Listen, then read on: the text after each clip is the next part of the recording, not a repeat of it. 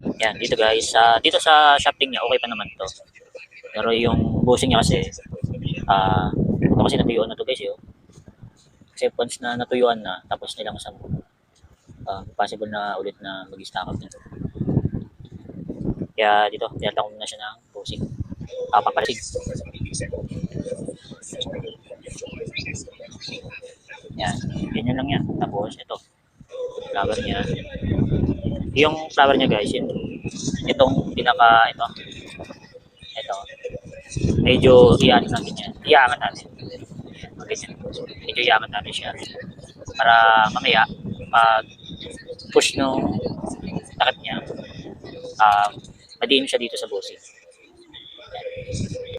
Ganito lang. Tapos kuha ng cut screw.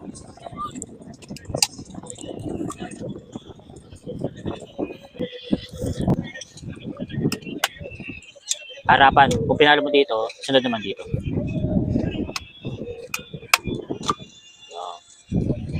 Pag ganun lang guys, hanggang bumaon na siya. Nasunod, pagka nakabaon na lahat, dito naman sa taas. Check natin.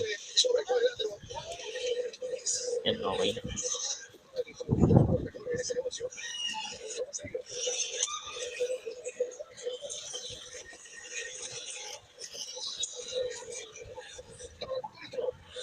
Yan, malalaman mong okay na guys. Pagka itinaas mo tong rotor, yan. Pagka hindi na siya bumaba, yun. Bumaba pa, yan. Oh, bumababa, oh. Ibig sabihin yan, maluwag pa yung bushing niya. Kaya, ang gagawin natin dyan, tatanggalin ulit natin.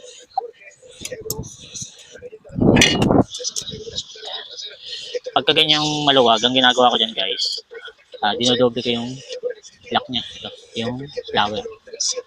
Kuha lang ako. Ito guys, nakakuha ko ng isang flower niya. Yan. Ito yung sa ilalim natin. Ilalim natin yan. Tapos ito sa ibabaw. Ito yung original na flower niya. Yan, ganyan.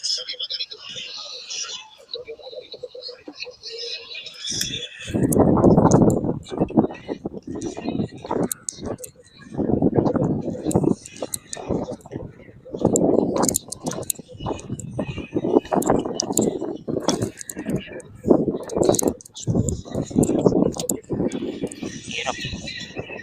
Yan,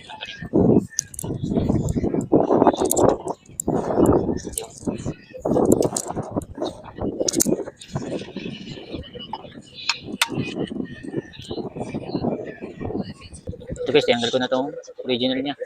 Halos hindi na maipasok tong lock eh. Pagka nilagay pa natin to. Yung nilagay ko naman guys, matigas naman yan. Once na napasok mo na tong pinakalock niya, ano yan, kumbaga, hold na yung pagkakapit dito sa bushing. Pakuha pa natin.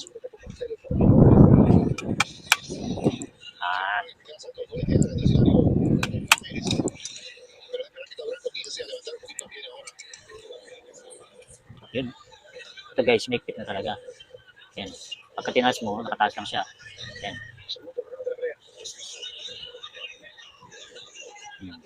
Diba? Yan. Nakataas pa rin. Yan, ganun lang guys. Pagka magre-rebosing. Itong shafting niya, lilihain na lang natin guys. Ang lihan na gagamitin natin, 1,000 or 2,000. Papakinisin natin yan.